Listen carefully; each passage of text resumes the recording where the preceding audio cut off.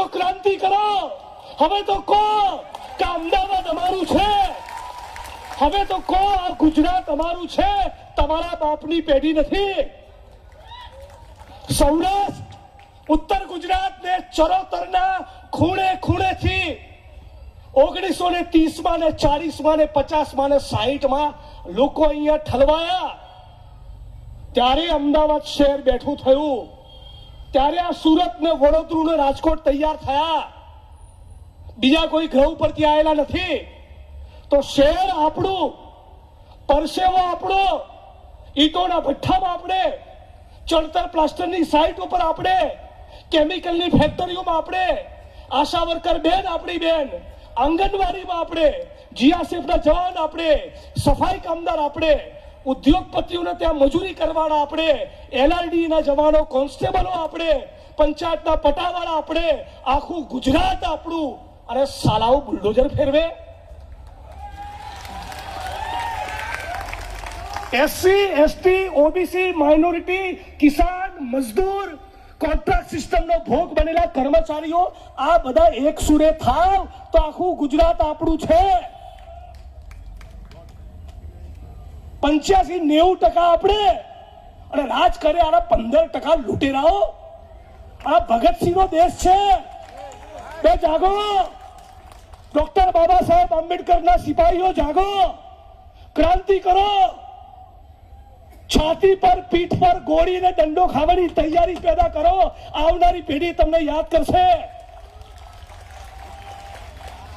નહીં તો પેલો રોતડો આવશે કે મારી માને ગાળો બોલી. હારા નાટકીયા હે, ભારત ભૂમિના ચોર નંબર 1 હે. અમારી મા બહેનની કાળી મજૂરીની કમાઈનું બનેલું એક રૂમનું રસોડું તોડીને અમને ધૂળ ને ઢેફા ભેગા કરવા છે, અને અપમાન તારી માનું થાય છે. અમારી માની અપમાન નથી હે. એક નંબરનો આ ખેલાડુ ધતિંગબાજ નાટકીયો આપણને મળ્યો છે. અને હવે તો છૂટો, આના ટોર્ચરમાંથી હવે તો મુક્ત થાવ. 75 થઈ ગયા. જા ભાઈ, તું રિટાયર્ડ, હવે બહુ થયું. તારી પાર્ટીએ તમને હંગરવા નથી માંગતી, એ થાકી ગયા, બોલાતું નથી. અમે તો સહમતિ વ્યક્ત કરી શકીએ જગદીશભાઈ, અમિતભાઈની હાવે, ત્યાં તો બોલતી બંધ. તો આ હવે ક્યારે જાગીશું હે ગુજરાતીઓ? સરદાર પટેલનું ગુજરાત છે. જોડાને જીવતું જગત્યું કર્યું. હું જાતે ને જાતે મારું સ્ટેચ્યુ બનાવું. વડગામના લોકપ્રિય ધારાસભ્ય, યુવા ક્રાંતિકારી નેતા જિગ્નેશભાઈના સ્ટેચ્યુના અનાવરણના કાર્યક્રમમાં જિગ્નેશભાઈ પોતે ઉપસ્થિત છે. આવું હોય હે? સરદાર વલ્લભભાઈ પટેલનું નામ કાઢીને પોતાનું લગાડી વાળા હદ છે યાર. અને તોય આપણું ગુજરાત ચૂપ. પટેલ સમાજને આ મંચ ઉપરથી બહુ પ્રેમના આદર સાથે સોનલબેનની ઉપસ્થિતિમાં ફરી એકવાર કહું છું કે મા કસમ, ડોક્ટર ભીમરાવ બાબા સાહેબ આંબેડકરનું નામ ભૂસ્યું હોય ને, દલિતો ફાડી નાખે.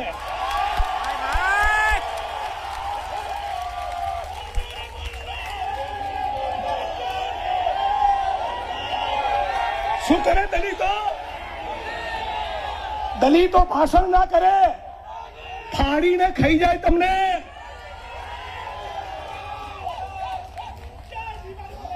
તો આ મુદ્દે તમે જે ચાર્જ થયા, એવા ઈસનપુરના ઘર બચાવવા માટે ટાઈટ થવાનું છે. અને 15મી ઓક્ટોબરના દિવસે મુખ્યમંત્રીના ઘરે જવાનું છે, ભૂપેન્દ્રભાઈ પટેલના, અને કહેવા માટે કે મૃદુ ને મક્કમ થઈને ફરો છો, હાડા ઢીલા ઢસ હે. શેના મૃદુ ને મક્કમ થઈને ફરો છો? પત્તર ઠોકી કાઢી અમારી. અને 400 નો બાટલો 1200 માં આપો છો. પેટ્રોલ મોંઘું, ઘાસ તેલ મોંઘું, ડીઝલ મોંઘું, ભાડા મોંઘા, શિક્ષણ મોંઘું, આરોગ્ય મોંઘું. મજૂરોને નીચોવી નાખ્યા, નીચોવી. હમણાં ફેક્ટરી એક્ટમાં, કારખાના ધારામાં સુધારો લાયા. શું કર્યું?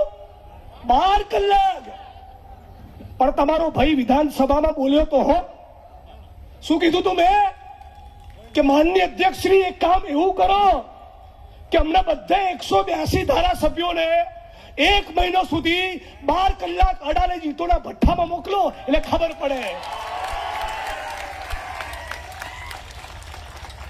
આખી દુનિયામાં, અમેરિકામાં, યુરોપમાં એવી ડિમાન્ડ છે કે વિજ્ઞાનનો, ટેકનોલોજીનો હવે જબરદસ્ત આવિષ્કાર થયો.